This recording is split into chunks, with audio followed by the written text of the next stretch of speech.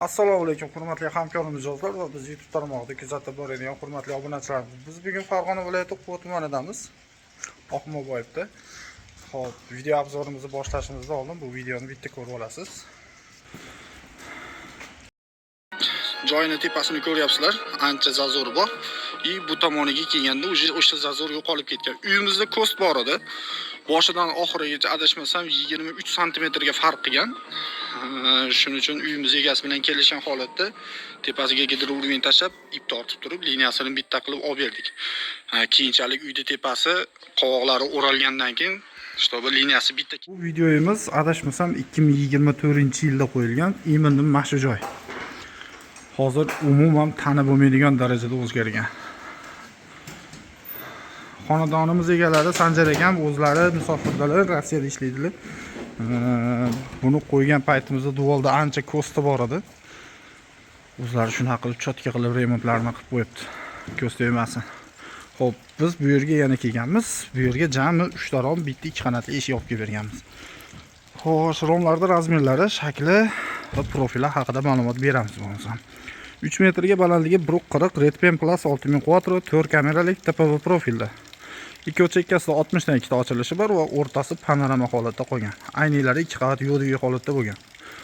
Xo'sh, tagiga Patagoniylarda razmerlarni qo'yib ketganmiz. Patagoniylar hamma yo'g'igacha kelgan, faqat Patagoniyni o'zlari o'rnatib oladigan bo'lgan.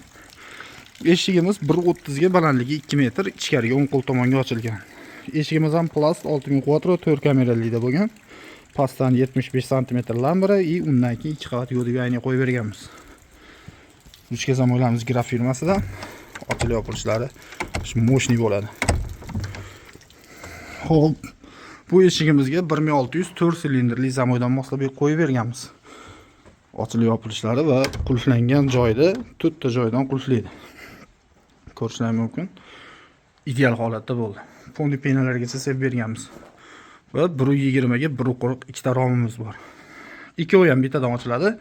Hamma ochilishimizga sulujni mexanizm qo'yib berganmiz. Klientimizning talabiga binoan. Xudo xohlasa, bu obyektimiz ham olib kelib, o'rnatib, montajlarni tugatib berdik. Sanjar aka, agar ko'rayotgan bo'lsangiz aka, va'da qilingan hamma yo'g'i keldi. Yaxshi kunlaringizga, to'ylaringizga nasib qilsin aka. Xo'sh, endi общий summasiga keladigan bo'lsak, общий summasi 7,5 million so'mga tushdi.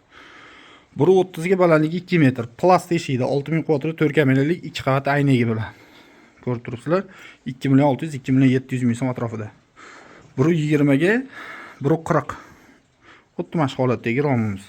Ikkita ko'zlik, bitta sulujni mexanizm ochiladi, Patagoniyga bor buni ham 2 qavat yo'lga aynagi bilan. 1 million 400 ming, 1 million 500 ming so'm atrofida.